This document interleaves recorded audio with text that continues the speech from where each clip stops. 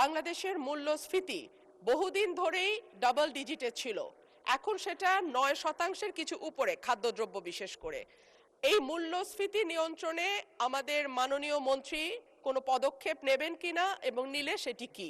ধন্যবাদ মাননীয় স্পিকার। আমি আমার তারকা চিহ্নিত প্রশ্ন 580 সংসদে উত্থাপন করছি। বাণিজ্য মন্ত্রী মহোদয় অনুগ্রহ করিয়া বলিবেন কি দেশের আমদানি রপ্তানি বৃদ্ধির লক্ষ্যে মন্ত্রণালয় বিশেষ কোনো পদক্ষেপ গ্রহণ করিয়াছে কিনা, করিলে তাহা কি? ধন্যবাদ মাননীয় স্পিকার। মাননীয় সদস্য, আপনাকে ধন্যবাদ।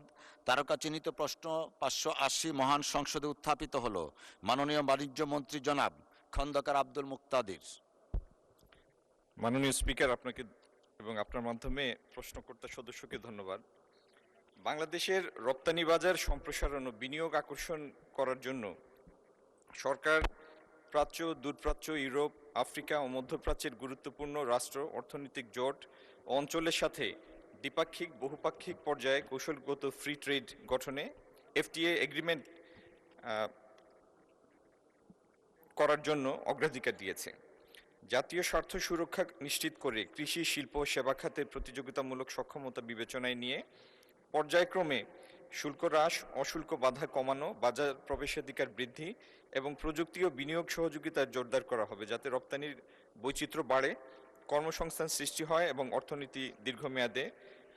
মাননীয় মন্ত্রী, এটা অনেক বড়, 3 পৃষ্ঠার, পঠিত বলে গণ্য হলো। আপনাকে অসংখ্য ধন্যবাদ মাননীয় ধন্যবাদ। মাননীয় সদস্য, আপনি একটি সম্পূরক প্রশ্ন করতে পারেন। Thank you. মাননীয় স্পিকার, আপনাকে ধন্যবাদ।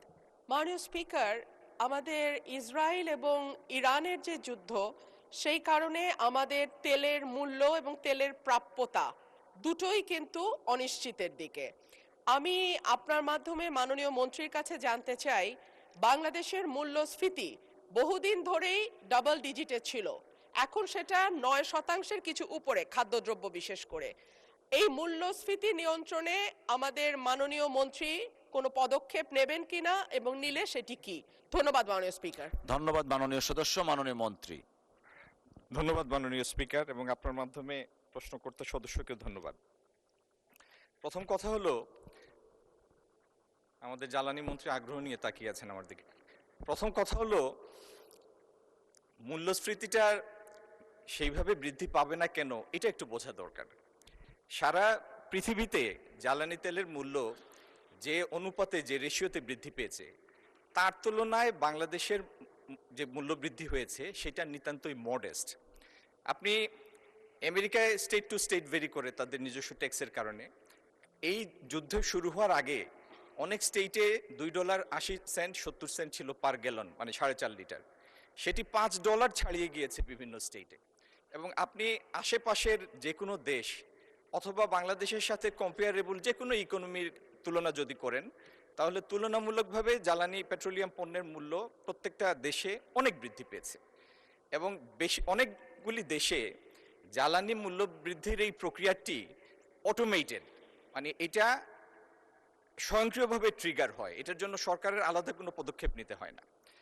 আমাদের এইখানে যে বৃদ্ধিটা হয়েছে ডিজেলের ক্ষেত্রে, 100 টাকার ডিজেলকে আমরা 115 টাকায় নিয়েছি, 15%। আমি শুধু বোঝার জন্য বলছি মাননীয় স্পিকার, একটা শিল্প কারখানায় তাদের যে কস্ট থাকে, কস্ট অফ প্রোডাকশন, তার মধ্যে 7 থেকে 8% থাকে ম্যানুফ্যাকচারিং সেক্টর ভেদে, 7 থেকে 8% থাকে জ্বালানির মূল্য। তো সেই 7 থেকে 8%কে যদি আমরা 100% ধরি, তার 15% ডিজেলের মূল্য বৃদ্ধি পেয়েছে।